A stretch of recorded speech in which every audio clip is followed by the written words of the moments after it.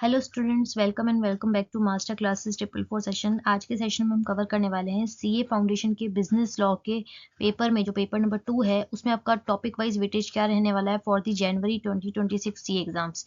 तो देखिए स्टूडेंट्स, एक बार तो आपको बिजनेस लॉ का पूरा सिलेबस अच्छे से कवर करना है। उसके बाद जब रिविजन के लिए बैठते हैं तब आपको ये टॉपिक वाइज वेटेज बहुत ज़्यादा काम आने वाला है कि जिस टॉपिक का, जिस चैप्टर का वेटेज बहुत ज़्यादा है तो उसके ऊपर आप अच्छे से ध्यान लगाइए, उसमें ज़्यादा टाइम इन्वेस्ट कीजिए। तो इसलिए ये टॉपिक वाइज वेटेज का जो है बहुत ही इंपॉर्टेंट है। तो देखिए अब हम स्टार्ट करते हैं with chapter number 1, Indian regulatory framework, जो 0 से 5% तक का वेटेज कवर करता है। चैप्टर नंबर 2 तो आपको गलती से भी स्किप नहीं करना है कि ये द इंडियन कॉन्ट्रैक्ट्स एक्ट 1872 20 से 30% हाईएस्ट आपका वेटेज कवर करता है चैप्टर नंबर 2 आपके बिजनेस लॉ के पेपर में।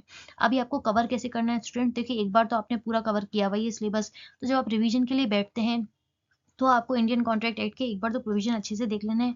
उसके बाद एक चीज़ आपको ध्यान रखनी है कि जो भी स्टडी मटेरियल में है, सीए फाउंडेशन के स्टडी मटेरियल की जितने भी एग्जांपल्स, जितने भी इलस्ट्रेशन दिए हुए हैं, उनको आपको अच्छे से कवर करना है, क्योंकि मोस्ट ऑफ द टाइम जो आपके स्टडी मटेरियल में एग्जाम्पल होते हैं उसी सिचुएशन के ऊपर एज इट इज़ केस बन के एग्जाम में आ जाता है। तो आपको ये चीज़ ध्यान रखनी है, कॉन्ट्रैक्ट एक्ट में जितने भी एग्जाम्पल्स आपके स्टडी मटेरियल में दिए हुए हैं उसको रिवीजन के टाइम पे अच्छे से करके जाइएगा। और ये चैप्टर तो आपको गलती से भी स्किप नहीं करना है क्योंकि हाईएस्ट वेटेज कवर करता है। नेक्स्ट देखिए चैप्टर नंबर 3 और चैप्टर नंबर 4 है, जो आपका सेल्स ऑफ गुड्स एक्ट और इंडियन पार्टनरशिप एक्ट जो है 15 से 20% तक के इंडिविजुअली वेटेज कवर करते हैं। और नेक्स्ट है चैप्टर नंबर 5 आपका एलएलपी एक्ट 2008, जो कि बिल्कुल छोटी सी यूनिट है। अगेन इसको आप बिल्कुल भी स्किप मत कीजिएगा क्योंकि 5 से 10% तक के वेटेज आपका आराम से मार्क्स कवर हो जाएंगे इस छोटे से चैप्टर से। Again next very important, the companies act 2013, single unit में आप 15 से 20% तक के वेटेज कवर कर सकते हैं। तो ये आप अच्छे से करके जाइएगा। सारे एग्जाम्पल्स अगेन इसके भी आप स्टडी मटेरियल के एग्जाम्पल्स करके जाइएगा। जितनी भी उसमें टर्म्स दी हुई है उस टर्म्स को अच्छे से रिवाइज करके जाइएगा, क्योंकि एक सिंगल यूनिट करने से आप 15 से 20% तक के वेटेज कवर कर सकते हैं, और वो भी बहुत ही सिंपल ये चैप्टर है। और लास्ट आपका द नेगोशिएबल इंस्ट्रूमेंट एक्ट 1881 आपका 10 से 15% तक का वेटेज कवर करता है। तो स्टूडेंट्स इस हिसाब से आपको स्ट्रेटेजाइज करनी है अपना सीए फाउंडेशन बिजनेस लॉ के पेपर की रिवीजन को।